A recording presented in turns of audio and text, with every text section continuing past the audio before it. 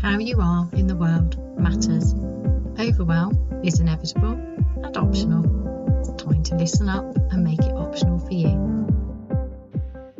Welcome to the second in a short series of tiny, huge, life-changing workshops, which I'm also recording to release this podcast because I know a lot of people prefer to listen and especially don't like doing things by video, and that's fine.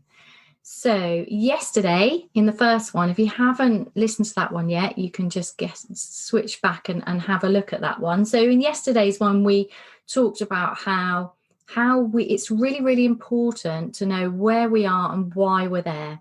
So I talked about this getting stuck in like what feels like a tunnel and knowing the triggers that get you there. And if you've been in this place before where you're constantly trying to solve this feeling of being completely overwhelmed and not really living the life you intended to do, and then finding you're wanting to hunker down in a cave and tell the world to go away.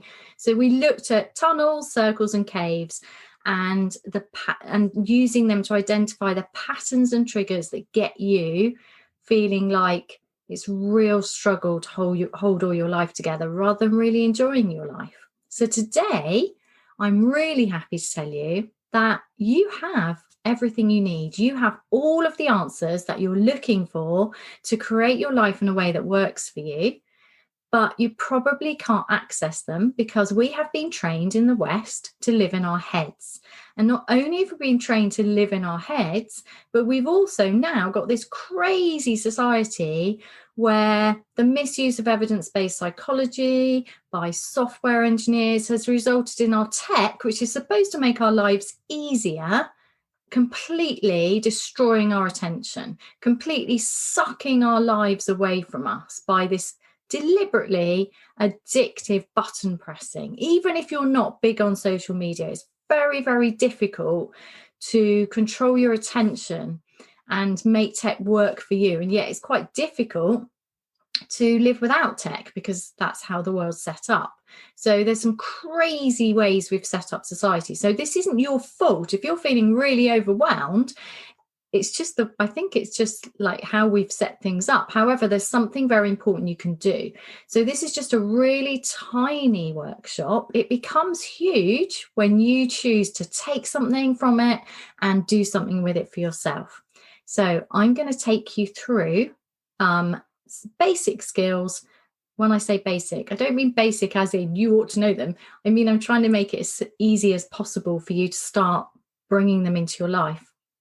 So when we learn to control our attention and dare to listen to our bodies rather than pushing on through exhaustion and illness and eye strain and the need for movement, the need for nourishing food, the need for even to go to the loo or to go outside and gaze at the sky, or, we're constantly pushing away signals from the body as inconvenient. And when we learn to listen to the body, there's a lot of powerful things that can happen. One is we feel better. Now, we might not feel better straight away because sometimes we don't want to know. We don't want to know what's wrong. And when we get into judgmental, that's what the mind tends to do, be judgmental. It's just looking after us.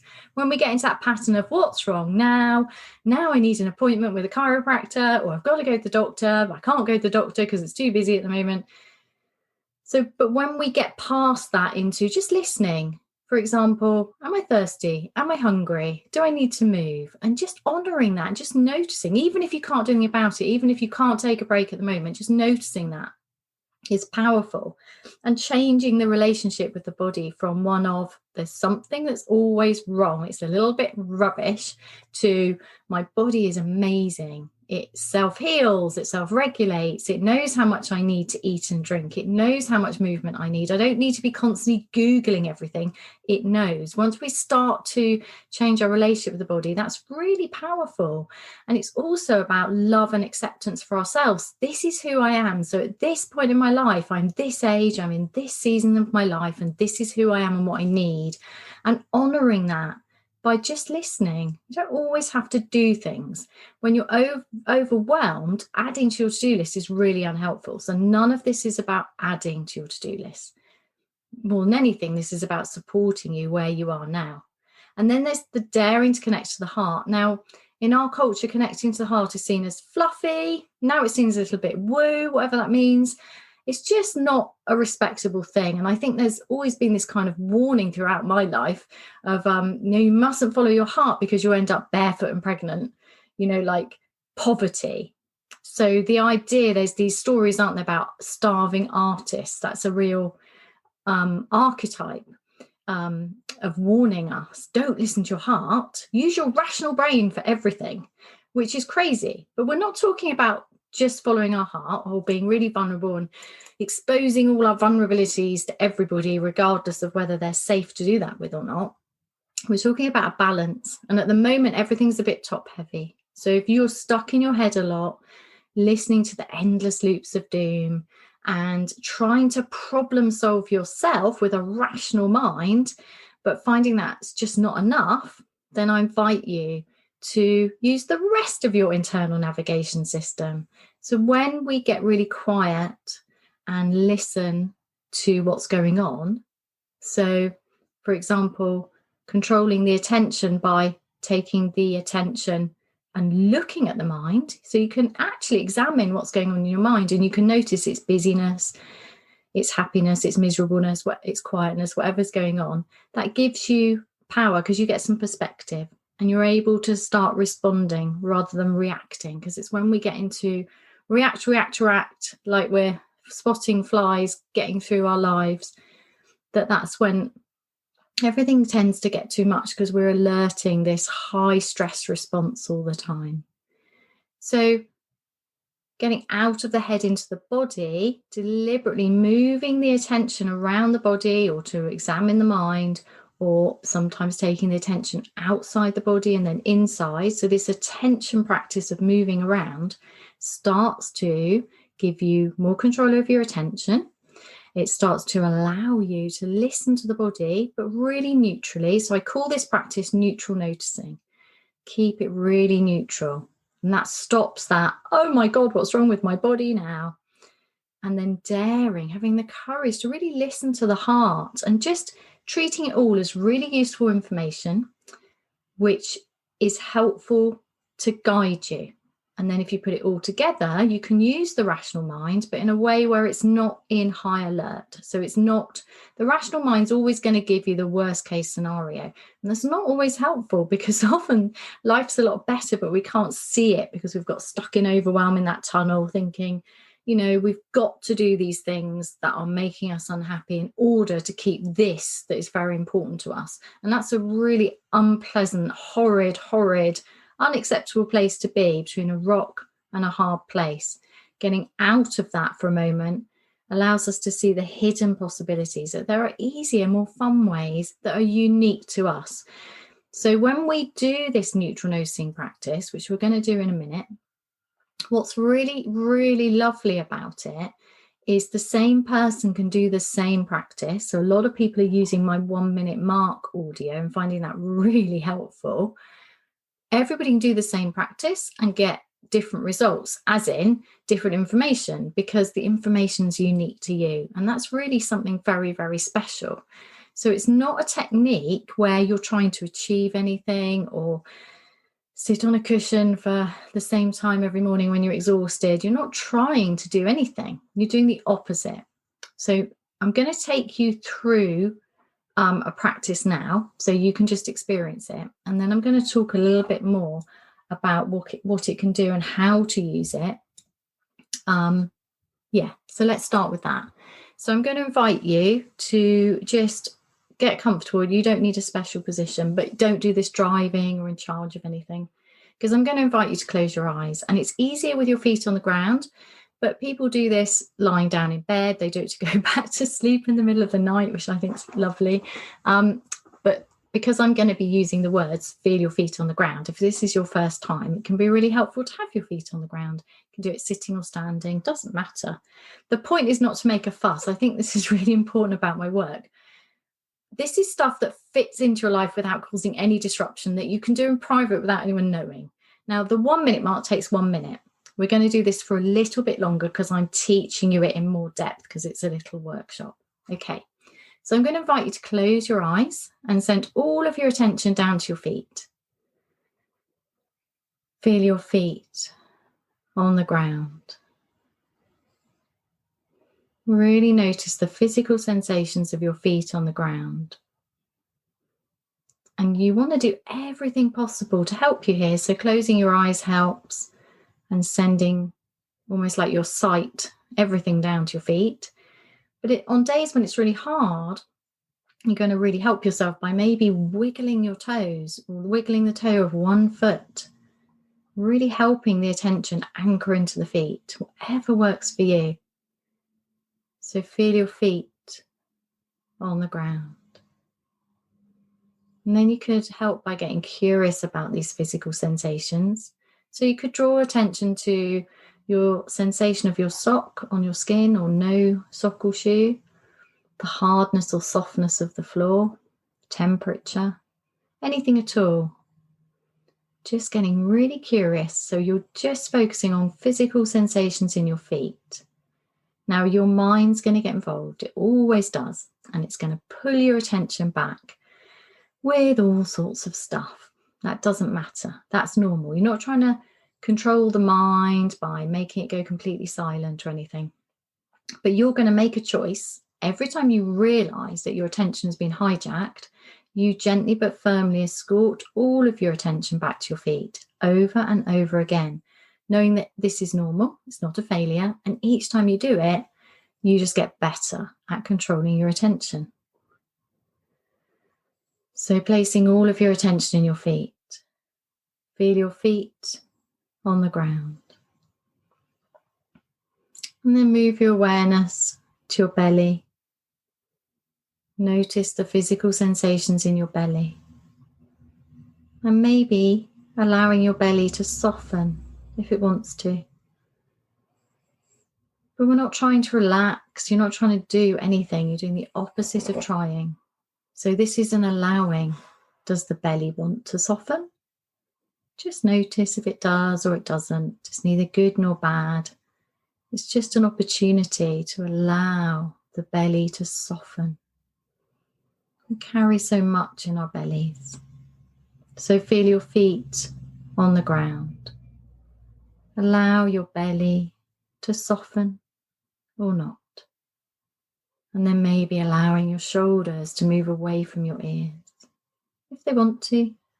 And if they don't, notice that too. Notice how close your shoulders are to your ears and how they don't want to release. This is just a noticing practice. And when I say just, this is a powerful noticing practice. Keep it neutral. So if you find that your mind is getting involved, which it usually does because that's its job, with, oh my God, I'm rubbish at this, I'm so tight, one shoulder's down further than the other, that's because I did this the other day and I shouldn't have done that and I slept funny, and bring your attention back to your feet. Allow the mind to do its stories and labels and judgments, but you control your attention. Feel your feet on the ground. Allow your belly to soften or not. Allow your shoulders to move away from your ears or not. And notice how you feel. And however you feel is however you feel. And that's okay. Just notice completely neutrally how you feel in this moment. Feel your feet on the ground, softening belly or not. Maybe some space between the teeth. Maybe allowing the tongue to rest lightly on the roof of the mouth or not. And notice. Bring your whole body and your attention and notice how it feels. Notice where your attention is drawn and notice what your mind has to say about that part of the body. Just notice all of it. The mind with its busyness, external distractions, how difficult or easy it is to keep placing your attention back into your body. Just notice all of it just for a moment. And then take your awareness to your heart space. This is the center of the chest.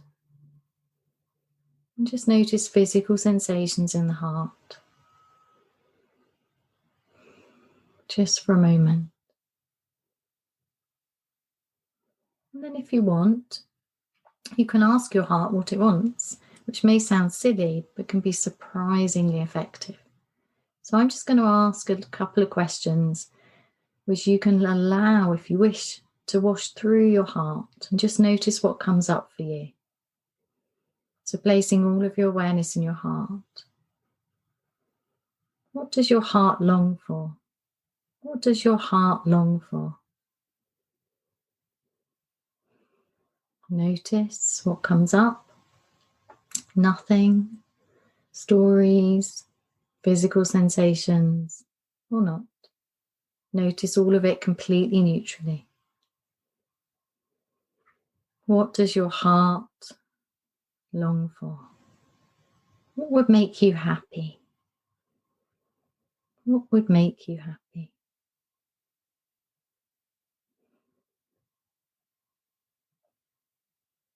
And then when you're ready, really gently opening your eyes, and before doing anything, just pausing and notice how you feel. Notice the need to suddenly go do something. And see if you can resist for a moment longer the doing and just be with how you are right now. Notice. And if there's anything that you want to jot down about what you found about your body, or anything interesting about trying to control your attention, or if you've got some really interesting answers to the question, what does your heart long for?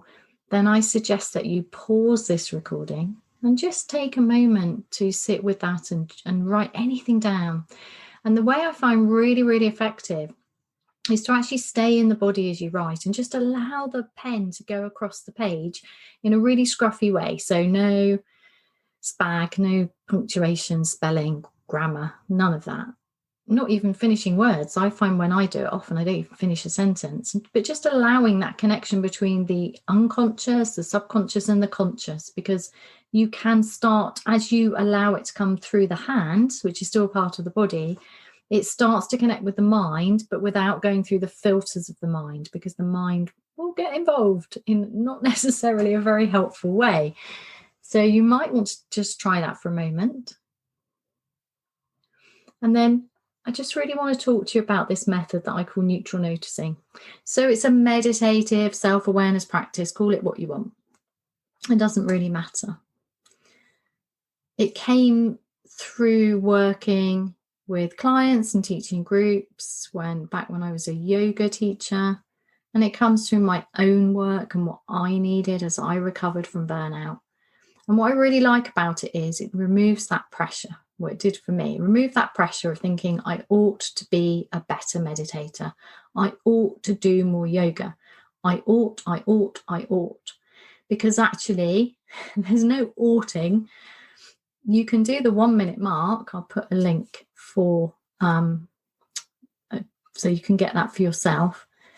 Doing that for 1 minute, even 1 minute a day, can be truly transformative, because it's teaching you to get back in touch with this internal navigation system. And it also really importantly helps to control the attention, because you're purposely moving the attention around the body and listening. And when I mean listening, I mean this holding space for the body and noticing what it needs with love and respect and kindness and compassion, on the days when you're really tired. And that changes how you treat yourself and how you move through your day and how you build your life. Because when we're connected deeply to ourselves, when we're really listening and we're taking into account what our body needs, when we're listening to what our heart longs for, what would really make us happy, and when on top of that we're able to control our attention. Now, this is really important.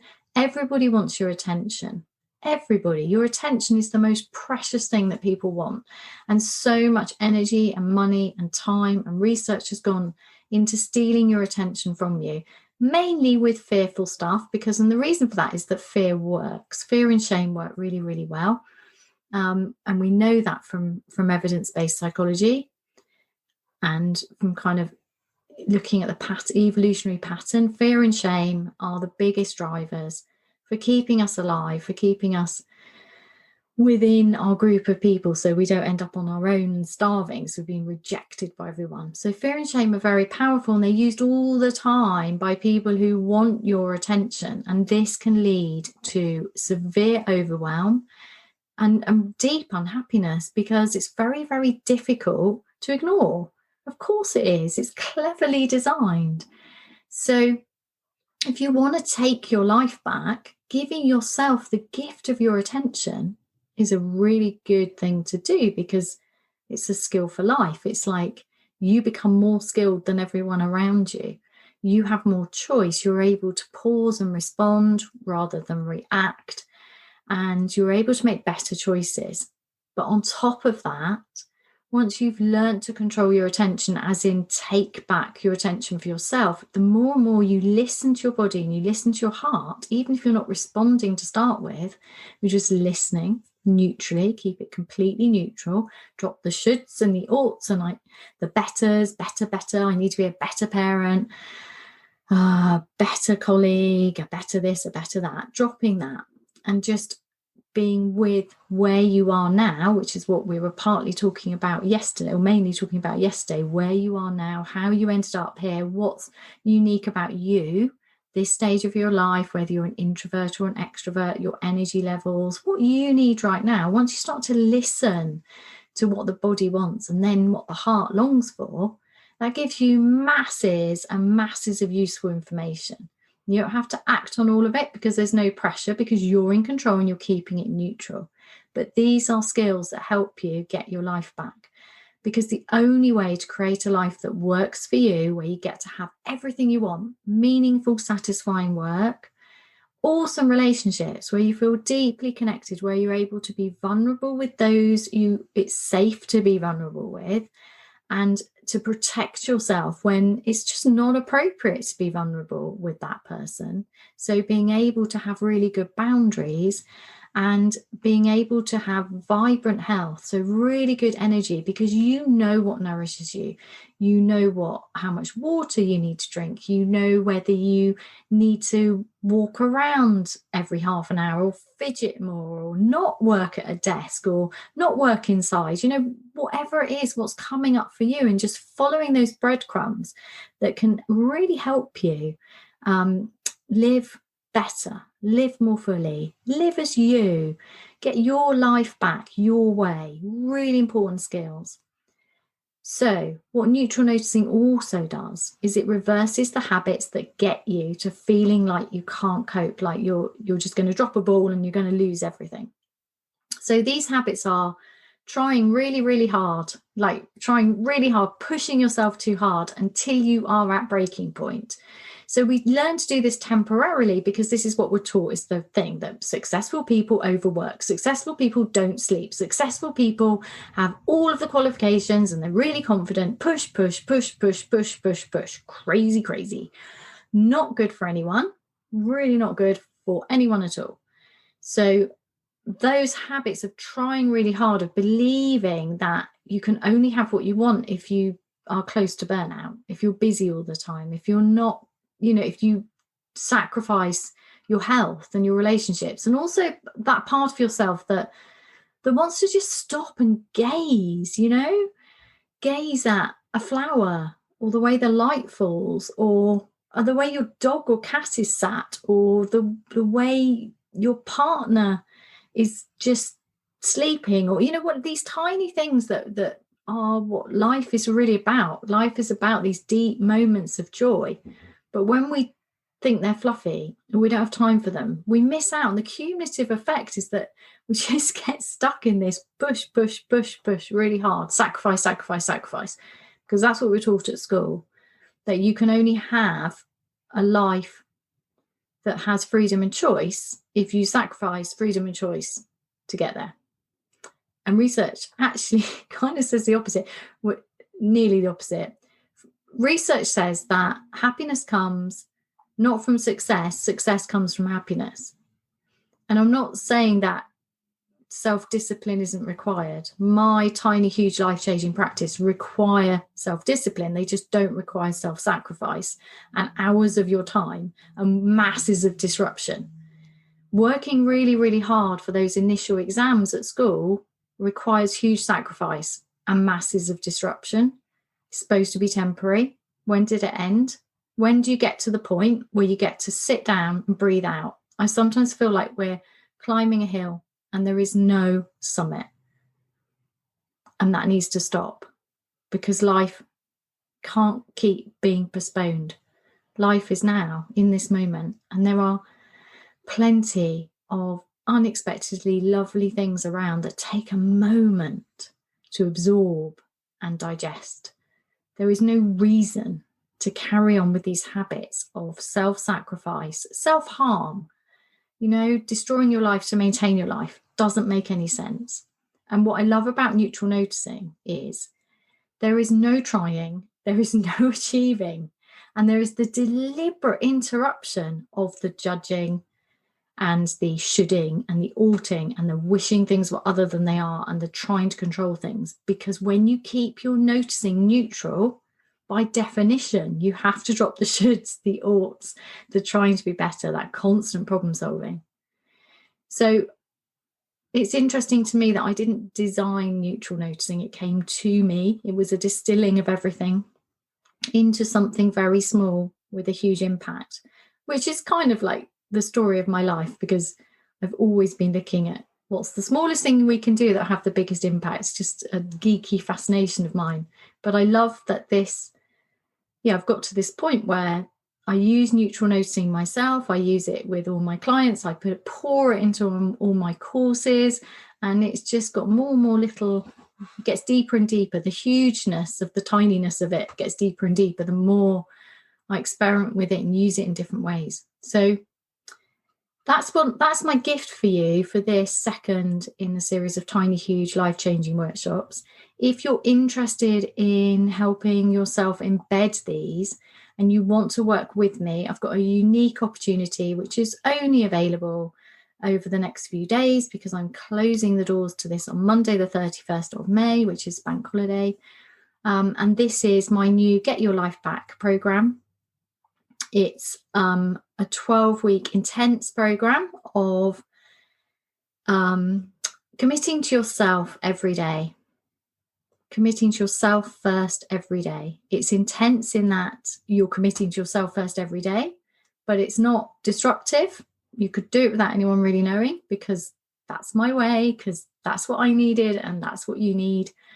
So it's a unique opportunity because it's going to be a really nice small group. So it's the first, I've done this with people one-to-one, tested it out, and it's built on my previous work with my membership, but it's much, much better, even better. It goes much deeper and much further.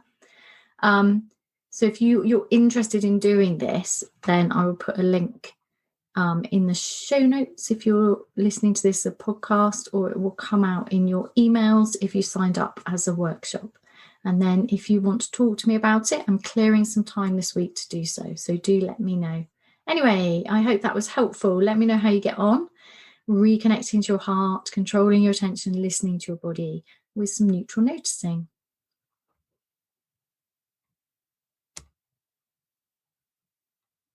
To find out more about my tiny, huge, life-changing practices, please visit www.heidimark.co.uk.